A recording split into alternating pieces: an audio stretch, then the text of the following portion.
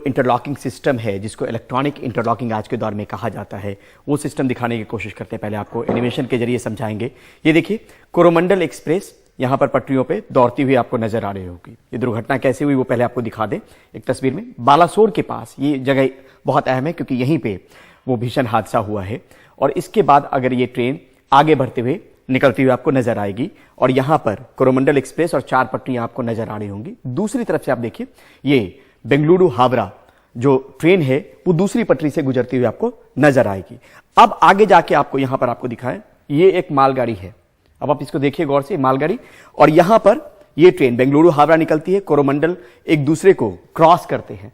Cross करने के पीछे ये होता है कि यहां पर जो बेंगलुरु हावड़ा के जो डब्बे हैं, 2 ही डब्बे क्षतिग्रस्त हुए और ये पूरी तरीके से जब क्रॉस करती है तो बाद में 2 डब्बों पे हिट होता है। वो भी आपको दिखाने की कोशिश करते हैं इस ग्राफिक्स के जरिए। कोरोमंडल और बेंगलुरु हावड़ा एक दूसरे को क्रॉस करती है। अब यहां पर गौर से आप देखिए, ये ट्रैक है, ये मालगाड़ी है, ये दूसरे ट्रैक पे आ रही ट्रेन होती है और अचानक ये मालगाड़ी पर यहां पर आके इस पे चढ़ जाएगी।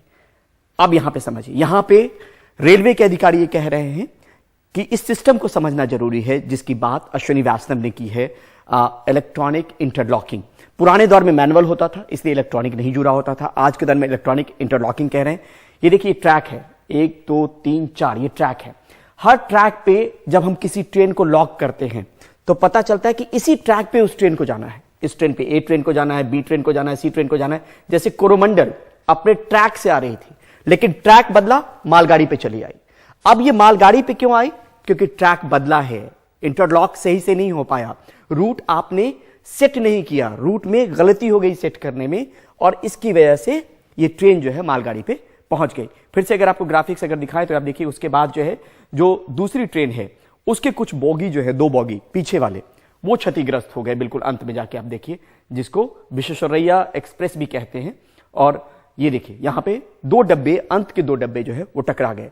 फिर से अगर ग्राफिक्स प्ले करेंगे तो आपको मैं फिर से एक बार इलेक्ट्रॉनिक इंटरलॉकिंग समझा पाऊंगा। ये देखिए, ये कोरोमंडल एक्सप्रेस है, बालासोर जगह है, ये ट्रैक है 1 2 3 4। इस ट्रैक पे ट्रेन को, जिस ट्रैक पे ट्रेन को जाना है उसको इंटरलॉक किया जाता है, यानी अपने ट्रैक पे ट्रेन रहेगी। ये इंटरलॉकिंग में दिक्कत आई।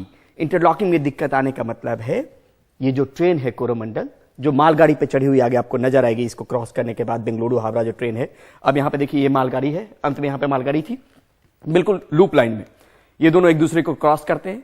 क्रॉस करने के बाद आप देखिए कि इसका ट्रैक बदलता है, ये अचानक इस पे आ जाती है। क्यों आई? क्योंकि सिस्टम में इंटरलॉक सही से नहीं हुआ और इंटरलॉकिंग में फेलियर हुआ। तो जिम्मेदारी और जवाबदेही तय की जाएगी, लेकिन ये पूरा सिस्टम क्या है?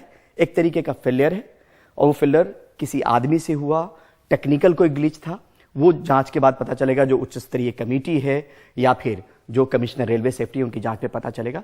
लेकिन हादसे की जो वजह है, अहम वजह, वो पता चल गई है और वो वजह को मैंने समझाने की कोशिश की। शायद आप समझ पाएंगे, जिस रूट पे ट्रेन को दौड़ना होता है उसी रूट पे अगर उसको लॉक कर देते हैं उस रूट को, तो अपने आप में वो इंटरलॉकिंग कहलाता है।